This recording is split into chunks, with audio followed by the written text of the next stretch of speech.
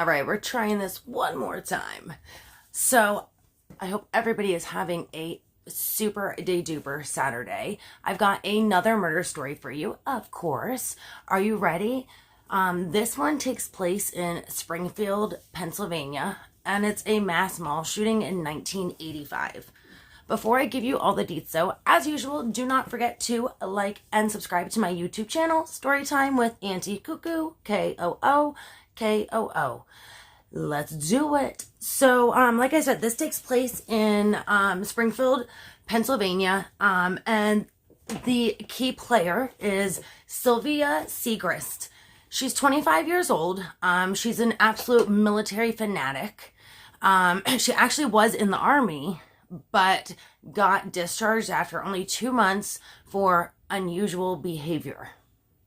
So it's said that she did things like would dress up in full fatigues and then go sit out at like the fitness club or the spa and the sauna where other, people in the army were working out and doing things, and she'd sit there just staring at them and talking about how much fun it'd be to kill them. So I guess that would definitely be unusual behavior. So just 2 months she was released, but she was like obsessed with army stuff, would dress in full fatigues and go hang out at the mall. When she was 16 years old, she was diagnosed as being a schizophrenic, and then as having schizophrenia, and then also being paranoid, a paranoid schizophrenic, which means pretty much that she thinks people are out to get her constantly. She is always thinking that someone is after her, someone is plotting against her, and especially with her, it was her family and her mom. She refused to take her medication because she was convinced that they were trying to poison her and kill her. She was in and out of mental hospitals growing up, and she was always fearful, like, they're just trying to push me away and put me in a mental hospital again. That's like, she was so paranoid and fearful that they were just trying to lock her up in a mental institution once again, constantly. So that pretty much brings us to the day of the incident, which takes place on October 30th, 1985. It's the day before Halloween. And Sylvia goes to Springfield Mall, dressed in full fatigues. She has a .22 caliber rifle with her. And as she's walking up, she just begins shooting. Randomly just shooting at whoever. Her first 2 people she shoots at, she misses because she's like just holding it at her hip. Almost like in like a trance, just shooting randomly at people. She ends up hitting 3 people and killing them, one of which was a 2-year-old little boy.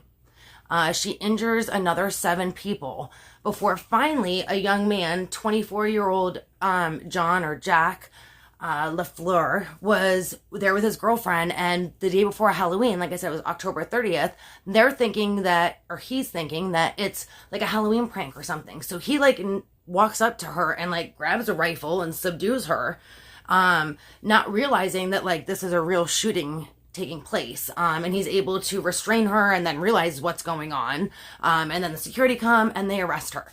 So the funny part about him is one, he's an accidental hero, as they call him, because like I said, he thought it was a prank. He didn't realize it was really happening, but he had actually just finished taking the exam to be a state trooper at that point in time, back in 1985, and he now is the chief of police for Coatesville in Pennsylvania. So good for you, Mr. LaFleur. What an awesome thing for him. And I guess he did marry the girl he was on a date with that day too, just for a side bonus note for you guys. But anyways, needless to say, it was plain as day that she was guilty of these crimes.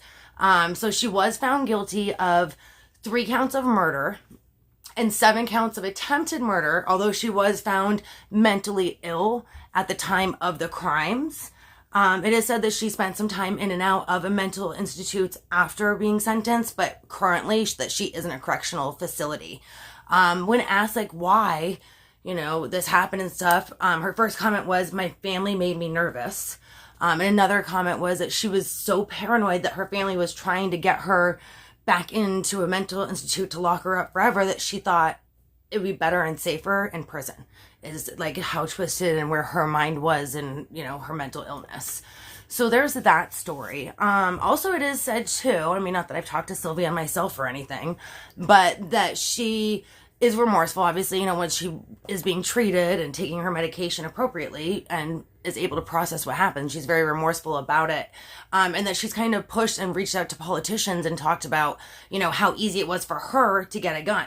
All she had to do was check no in the mental illness box. She's like, even though I had it, she's like, I shouldn't have been able to get a gun that easily. So it said that she's kind of pushed to like get their eyes open in that aspect too, which is always a positive, you know, in such a negative and devastating story. You know, I mean, 3 people's lives were lost, one being a 2-year-old child, and then 7 other people's, you know, injured, countless others. You know, the tragedy and the heartache and all that follows is just insane. But anyways, thank you guys so much once again, as always, for checking in for another murder story with Auntie Cuckoo. I appreciate it. Don't forget to check out my YouTube channel, Storytime Auntie Cuckoo, Kookoo. Thank you so much. Do good things. Be kind.